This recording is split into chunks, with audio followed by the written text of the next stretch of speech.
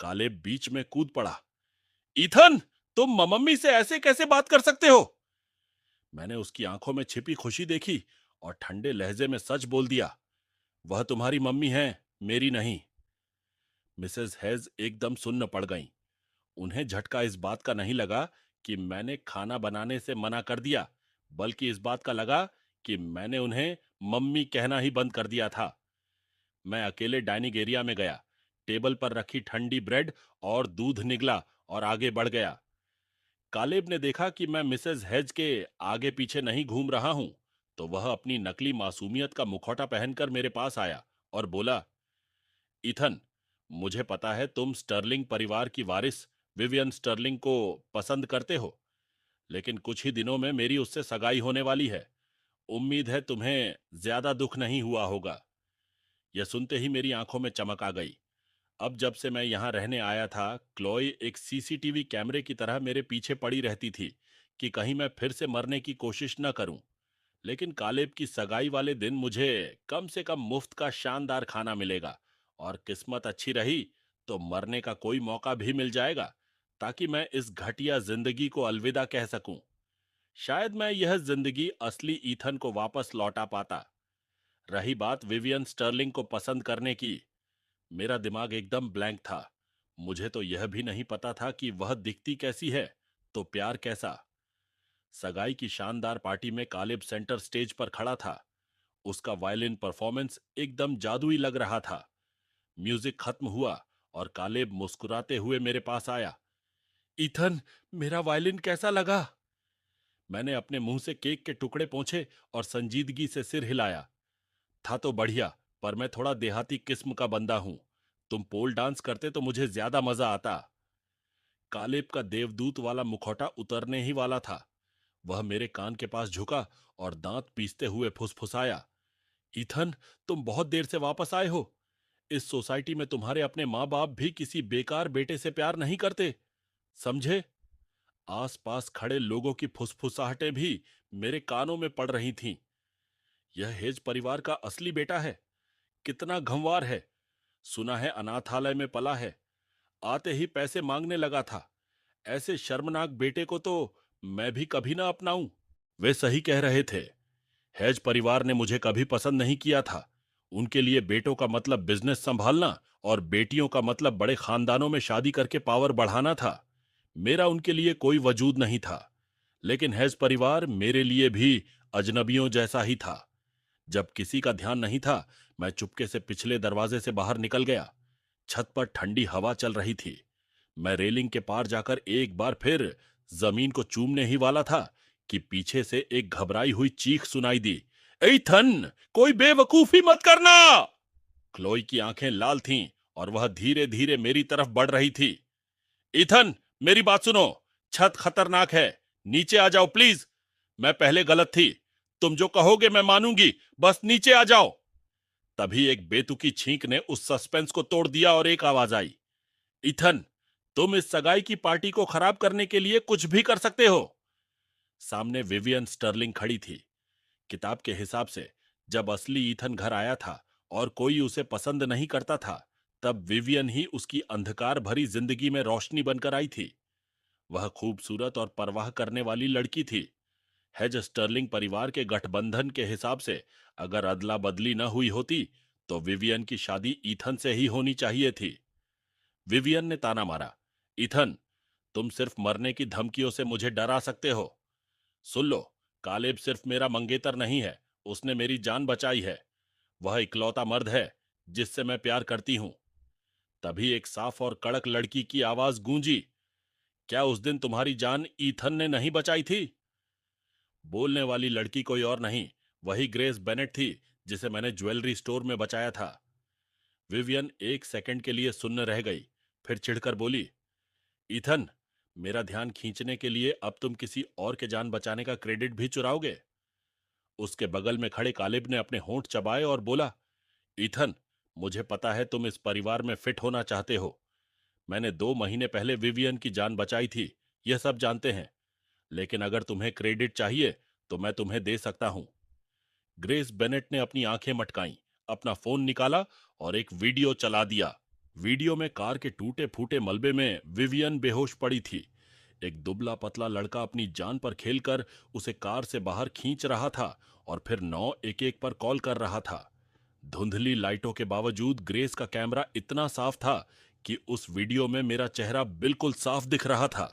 किताब में इस हिस्से को सिर्फ 2 लाइनों में निपटाया गया था कि विवियन की कार का एक्सीडेंट हुआ, वह बेहोश हो गई और जब अस्पताल में आंख खुली तो कालेब उसके सामने था, जिससे उसे कालेब से प्यार हो गया। ग्रेस भीड़ के सामने चिल्लाई, मैं हेज परिवार से नहीं हूं, लेकिन मुझे पता है कि ईथन उनका असली बेटा है। उसने 18 साल अनाथालय में दुख सहे और जब घर आया तो तुम सबने उसे प्यार देने के बजाय प्रताड़ित किया। सोचो, उस 19 साल के लड़के ने कितना दर्द सहा होगा कि उस दिन ज्वेलरी स्टोर में उसने बिना अपनी जान की परवाह किए मेरे लिए चाकू खा लिया। भीड़ में गहरा सन्नाटा छा गया। कालेब का चेहरा पीला पड़ गया और उसकी आंखों में साफ नफरत दिख रही थी। मैंने ग्रेस को शुक्रिया भरी नजरों से देखा। मैं असली ईथन नहीं था, लेकिन ग्रेस के इस वीडियो ने असली ईथन को उसकी खोई हुई इज्जत और बेगुनाही वापस लौटा दी थी। अगर मैं परलोक में असली ईथन से मिला तो उसे यह खुशखबरी जरूर दूंगा। दूसरी तरफ विवियन फटी आंखों से अविश्वास के साथ मुझे देखती रह गई। विवियन धीरे धीरे मेरी तरफ बढ़ी। उसके चेहरे पर पछतावा और दर्द साफ दिख रहा था। ईथन, क्या मेरी जान तुमने बचाई थी? यह बहुत खतरनाक है। नीचे आ जाओ प्लीज। मैं दोबारा तुम्हें गलत नहीं समझूंगी। क्लोई भी घबराकर बोली, हाँ ईथन, नीचे आ जाओ, यहां खतरा है, मेरी बात मानो। उनकी फिक्र कोई नाटक नहीं लग रही थी। एक पल के लिए लगा जैसे मैं किसी कहानी का मुख्य हीरो हूं, लेकिन इस नफरत भरे किरदार को तो कहानी से बहुत पहले ही खत्म हो जाना चाहिए था। मैं और इंतजार नहीं कर सकता था। असली ईथन की इस नफरत भरी जिंदगी को ढोना मेरी कोई जिम्मेदारी नहीं थी। मैंने अपना दिल मजबूत किया और लोगों की चीखों के बीच छत की रेलिंग से छलांग लगा दी। मैंने देखा कि मेरे सबसे करीब खड़ी विवियन का चेहरा डर से जम गया था। वह पागलों की तरह मुझे पकड़ने के लिए झपटी, लेकिन हवा में उड़ती मेरी शर्ट को छूने के अलावा कुछ न कर सकी। मैं जमीन पर तेजी से गिरा, लेकिन जैसी दर्द की उम्मीद थी वैसा कुछ महसूस नहीं हुआ। मैंने अपने हाथ पैर हिलाए, वे बिल्कुल ठीक थे। मेरे नीचे कोई बहुत मुलायम चीज थी। 5वीं मंजिल से गिरने का अंजाम ऐसा तो नहीं हो सकता था। ऊपर से इस बिल्डिंग की छतें भी काफी ऊंची थीं। भीड़ के शोर के बीच मुझे क्लोई की कांपती हुई आवाज सुनाई दी, भगवान का शुक्र है कि मैंने नीचे चुपके से रेस्क्यू एयरबैग, सुरक्षा गुब्बारा लगवा दिया था। अच्छा, तो इसीलिए मुझे इतनी ऊंचाई से गिरने के बाद भी दर्द नहीं हुआ। मेरा सिर एक तरफ लुढ़क गया और मैं बेहोश हो गया। जब मेरी आंख खुली तो मेरे बिस्तर के पास चिंताओं से भरे चेहरे खड़े थे। मुझे होश में आते देख सबने राहत की सांस ली। विवियन की आंखें लाल थीं। उसने मेरा हाथ थाम लिया और बोली, इथन, मैंने तुम्हें समझने में भूल कर दी। मुझसे वादा करो कि तुम फिर कभी ऐसी बेवकूफी नहीं करोगे। मुझे पता है तुम मुझसे प्यार करते हो। तुम्हारे ठीक होते ही हम सगाई कर लेंगे। मैं कसम खाती हूं कि मैं सिर्फ तुमसे प्यार करूंगी। मैंने झटके से अपना हाथ पीछे खींच लिया और ठंडे लहजे में कहा, तुमसे प्यार? कब से? असली ईथन उससे प्यार करता होगा। अगर विवियन अब भी राख बन जाए तो शायद वह अगले जन्म से पहले उसकी आत्मा से प्यार कर ले, लेकिन मैं तो यहां बस एक भटकी हुई आत्मा था। मुझे इस अजनबी लड़की में कोई दिलचस्पी नहीं थी। वैसे भी विवियन कोई अच्छी इंसान नहीं थी। जिस दिन ईथन घर वापस आया था वह उसके आगे पीछे घूमती थी और हेज स्टर्लिंग गठबंधन की बातें करती थी। लेकिन जैसे ही उसने देखा कि हेज परिवार ईथन को कोई इज्जत नहीं देता और वे नकली बेटे को ज्यादा मानते हैं, वह तुरंत पीछे हट गई और कालेब पर अपना जादू चलाने लगी। वे दोनों इस हवेली के सामने खड़े होकर मुस्कुराते थे जब ईथन को सब दुत्कार रहे होते थे। मेरे लिए विवियन पैर की धूल जैसी थी। उसे छूना मतलब खुद को बर्बाद करना। शायद मेरी आंखों की ठंडक उसे साफ दिख रही थी। वह सिहर उठी, अपनी घबराहट दबाई और जबरदस्ती मुस्कुराते हुए बोली, ईथन, तुम मुझसे प्यार कैसे नहीं कर सकते? अगर नहीं करते तो मेरे लिए अपनी जान जोखिम में क्यों डालते? तुमने छत से छलांग इसलिए लगाई ना क्योंकि मेरी सगाई से तुम्हारा दिल टूट गया था।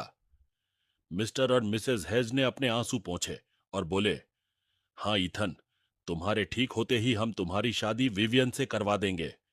तुम इतनी ऊंचाई से कैसे कूद सकते हो? तुम्हें पता है, जब भी मैं आंखें बंद करती हूं, मुझे तुम नीचे गिरते हुए दिखाई देते हो। हमने इतने सालों तक तुम्हें नजरअंदाज किया। मैं उनके इस देर से जागे पारिवारिक प्यार के नाटक को चुपचाप देखता रहा। मेरे लिए यह उस बासी ब्रेड जैसा था जिस पर बदबूदार फंगस लग चुकी हो। भूखा होने पर भी मैं इसे न खाता। मैंने पतली सी चादर अपने ऊपर खींच ली, मुंह ढका और ठंडे लहजे में कहा, मेरी तबीयत ठीक नहीं है, कृपया अभी यहां से चले जाइए। चादर के अंदर से ही मुझे मिसेज हेज के सिसकने की आवाज आई। क्लोई भी गिड़गिड़ाती रही और आखिर में किसी ने फुसफुसाकर कहा, ईथन, आई एम सॉरी। और फिर वह शोरगुल वाला झुंड चला गया। मैंने चारों तरफ देखा। यह एक वीआईपी रूम था। खिड़की पूरी तरह से सील थी ताकि मैं फिर से कूद न सकूं। मैं बिस्तर में सिमट गया और अपनी हमेशा से भारी रहने वाली छाती को सहलाने लगा। ऐसा लगता था जैसे मेरा कोई हिस्सा गायब हो गया है, जो मुझे हर चीज के प्रति सुन्न कर देता था। यहां तक कि मुंह धोने के लिए उठने में भी मुझे खुद को ढेरों मानसिक दिलासे देने पड़ते थे। मैं भारी कदमों से आगे बढ़ा ही था कि अचानक दरवाजा खुला और एक लड़की अंदर घुसी। उसने सीधे आकर मेरा गला दबा दिया। इथन, तुम ये क्या नया नाटक कर रहे हो? मेरी गर्दन पर उसकी उंगलियों की पकड़ और कसती गई, लेकिन मेरे अंदर खुशी की लहर दौड़ गई। और जोर से, थोड़ी और ताकत लगाओ। शायद आज रात मेरी मरने की दुआ पूरी हो जाए और मैं इस घटिया नफरत भरे किरदार से आजाद हो जाऊं। मेरे होठों पर एक हल्की सी मुस्कान आ गई और मैंने शांति से मौत का स्वागत किया। लेकिन मेरे बेहोश होने से ठीक पहले उसने हाथ छोड़ दिया। सांसें मेरी छाती में वापस लौटीं और मैं फिर से जिंदगी की तरफ खींच आया। मेरी इस बेफिक्री पर वह लड़की गुस्से से पागल हो गई। तुम्हारी इस हरकत की वजह से सगाई पार्टी बर्बाद हो गई और कालेब गायब हो गया। उसका टूटा हुआ फोन भी वहीं मिला। क्या तुमने उसे किडनैप करने के लिए गुंडे हायर किए हैं? तुम्हारे अलावा कालेब से इतनी नफरत कौन कर सकता है? वह आगे बोली, ईथन, तुमने सब पर क्या जादू कर दिया है? वे सच में सोच रहे हैं कि तुमने यह सब नहीं किया। मुझे काफी देर तक तेज खांसी आई। थोड़ा संभल कर मैंने कहा, किडनैपिंग में पैसे लगते हैं। क्या मुझ जैसे नफरत किए जाने वाले लाचार इंसान के पास इतने पैसे हो सकते हैं? मैंने उसकी तरफ देखा और पूछा, वैसे तुम हो कौन? उसका चेहरा सख्त हो गया। ईथन, ये कौन सा नया गेम है? तुम मुझे कैसे नहीं पहचान सकते? बेशक मैं नहीं जानता था। मेरे दिमाग में उस मोटी किताब के ढेरों नाम थे। मैं हर नए चेहरे को कैसे पहचानता? क्लोई को जानता था क्योंकि वह मेरी जुड़वां बहन जैसी दिखती थी। विवियन को जानता था क्योंकि उसकी सगाई कालेब से हुई थी। लेकिन इस अनजान औरत को मैं कैसे पहचानता? मैंने बहाना बनाया। छत से गिरने पर मेरा सिर टकरा गया था। मेरी याददाश्त खराब हो गई है। मैं बहुत से लोगों को भूल चुका हूं। यह सुनकर वह सन्न रह गई। उसकी आंखें लाल हो गईं और कांपते होठों से बोली, तुम तुम मुझे भूल गए। हाँ, मैं उन सभी गैर जरूरी लोगों को भूल गया हूं जो मायने नहीं रखते, जिसमें तुम भी शामिल हो। उसकी आवाज कांपी। ऐसा नहीं हो सकता। हम दोनों एक ही अनाथालय में पले बढ़े हैं। तुम मुझे कैसे भूल सकते हो? उसकी तड़प देखकर मुझे अचानक याद आया, यह आईवी ब्रूक्स थी, कालेब की सबसे बड़ी चमची और ईथन के बचपन की अनाथालय की दोस्त। आईवी ईथन की उम्र की ही थी। दोनों ने अनाथालय में एक दूसरे का सहारा बनकर 18 साल काटे थे। जब ईथन हेज परिवार में वापस आया तो आईवी बहुत खुश हुई और उससे मिलने आई। लेकिन वहां वह कालेब से मिली और पहली ही नजर में उस पर फिदा हो गई। वह कालेब को अपना दिल दे बैठी और यह जानते हुए भी कि वह हेज परिवार के वारिस के लायक नहीं है, उसकी चमची बन गई। मूल कहानी में मुझे सबसे ज्यादा हैरानी इसी आईवी पर हुई थी। 18 साल का दोस्त सिर्फ कुछ बार मिलने पर कालेब के प्यार में इतना अंधा कैसे हो गया कि ईथन के खिलाफ हो गया? अब मुझे समझ आया। ईथन अनाथालय में कांटों भरे पौधे की तरह बड़ा हुआ था। सीमित साधनों के लिए उसे रोज लड़ना पड़ता था ताकि थोड़ा सा खाना और पढ़ने का मौका मिल सके। छोटी आईवी ब्रूक्स हमेशा ईथन के पीछे छिपकर बचती आई थी। अब जब वह बड़ी हो गई तो उसने 10 साल से सहारा देने वाले ईथन को कचरे की तरह फेंक दिया और चमचमाते कालेब को अपना भगवान बना लिया। ईथन उसकी नजर में बस एक गुस्सैल और गंवार लड़का बनकर रह गया। मैंने उसकी तरफ ठंडी नजर से देखा और कहा, मैंने तुमसे कहा ना, मैं उन सबको भूल चुका हूं जो मेरे लिए मायने नहीं रखते। अगर तुम मुझे याद नहीं हो तो तुम मेरी जिंदगी में कभी जरूरी थी ही नहीं। आईवी बदहवास होकर अस्पताल से बाहर निकल गई। पहली बार उसने अपने प्यारे कालेब की किडनैपिंग का जिक्र तक नहीं किया। उसके जाने के तुरंत बाद मैं भी चुपके से अस्पताल से निकल गया। लंबे समय बाद मैंने ताजा हवा में सांस ली। अकेले भटकते हुए मैं अस्पताल के पास एक पुल पर पहुंच गया। इस अजीब दुनिया में घिसटते हुए मुझे 1 महीना हो चुका था। अब जाने का वक्त था। मैं मुस्कुराया और उफनती नदी को देखने लगा। मैं रेलिंग पर चढ़कर उस बहती नदी में कूदने ही वाला था कि तभी पीछे से एक मजबूत हाथ ने मुझे जकड़ लिया। एक गीला कपड़ा मेरे मुंह और नाक पर दबा दिया गया। एक तीखी गंध मेरी सांसों में भर गई और कुछ ही सेकंड में मेरी लड़ने की ताकत खत्म हो गई। बेहोश होने से ठीक पहले मैंने सोचा, धत्त तेरे की, मैं तो कंक्रीट के खंभे से भी ज्यादा जिद्दी हूं, मरता ही नहीं। जब मेरी आंख खुली तो मैं समुद्र किनारे एक चट्टान पर पड़ा था। कालेब मेरे सिरहाने खड़ा था। ईथन, तुम 18 साल तक गायब रहे, फिर वापस आकर मेरी जगह छीनने की कोशिश क्यों की? अब हेज परिवार का हर इंसान तुम्हारी साइड ले रहा है। मैंने खुद की किडनैपिंग का नाटक किया और सारे सबूत तुम्हारी तरफ मोड़ दिए, लेकिन आईवी के अलावा किसी ने यकीन नहीं किया। ईथन, आज मैं तुम्हें दिखाऊंगा कि अगर हम दोनों खतरे में होंगे तो वे हमेशा मुझे ही चुनेंगे। मैंने सामने खड़े खतरनाक गुंडे को देखा और सब समझ गया। पर मुझे क्या फर्क पड़ता है कि हेज परिवार किसे चुनता है? मैं असली ईथन थोड़ी ना था। हेज परिवार उम्मीद से जल्दी पहुंच गया। मुझे और कालेब को समुद्र के दलदल पर बांध कर रखा गया था। एक छोटी सी चूक और पीछे का काला पानी किसी को भी निगल सकता था। क्लोई बदहवास लग रही थी। उसकी आवाज बैठी हुई थी। अपनी कीमत बताओ, बस ईथन और कालेब को छोड़ दो। किडनैपर चिढ़कर बोला, दोनों को छोड़ दूंगा तो मेरा बैकअप क्या रहेगा? तुम सिर्फ एक को ले जा सकते हो, बाकी पैसे मिलने पर दूसरे को छोड़ूंगा। कालेब फूट फूट कर रोने लगा। मॉम, डैड, क्लोई, मुझे बचा लो। आईवी की घबराई नजरें मेरे और कालेब के बीच घूम रही थीं। आखिर में वह हकलाते हुए बोली, ईथन, तुमने ही इन गुंडों को हायर किया है ना? ये सब बंद करो। पानी बढ़ रहा है, यहां खतरा है।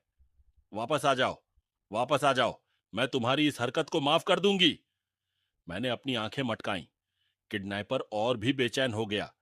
अभी चुनो, वरना दोनों को समुद्र में फेंक दूंगा। मिस्टर और मिसेस हेज घबरा गए।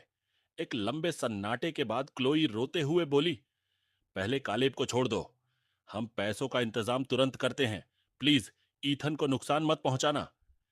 किसी ने इसका विरोध नहीं किया, लेकिन सबके चेहरे पर झिझक और चिंता साफ दिख रही थी। मैं समझ सकता था। उन्होंने कालेब पर बहुत निवेश किया था। 18 साल का प्यार, ढेरों यादें और परवरिश। वहीं विवियन भले जानती थी कि मैंने उसकी जान बचाई है, पर कालेब के साथ उसका बचपन बीता था। रही बात आईवी की, तो वह हमेशा मुझसे छीनना जानती थी, देना नहीं। कालेब ने जीत की मुस्कान के साथ सिर हिलाया। जाने से पहले उसने मुझसे शेखी बघाड़ते हुए कहा, इथन, देखा, तुम मुझसे कभी नहीं जीत सकते। किसी के दिल में तुम्हारी कोई जगह नहीं होगी। मैंने अपनी भौहें उठाईं। अच्छा, ऐसा है क्या? क्लोई तड़प कर बोली, ईथन, हम $30 मिलियन कैश जल्द ही ला रहे हैं। डरना मत, मैं तुम्हें बचा लूंगी।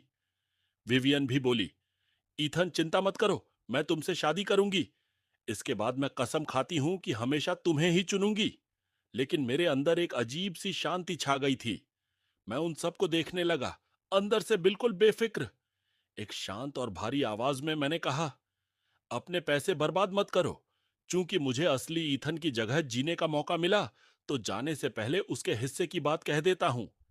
मिस्टर और मिसेस हेज, मुझ जैसे बाहरी इंसान पर पैसे मत बहाइए। हेज परिवार मुझे बर्दाश्त नहीं कर सकता और मैं भी आप लोगों को बर्दाश्त नहीं कर सकता। इस 1 साल में मैंने जलन में आकर कालेब को कभी फंसाने की कोशिश नहीं की। यकीन ना हो तो सीसीटीवी फुटेज चेक कर लेना।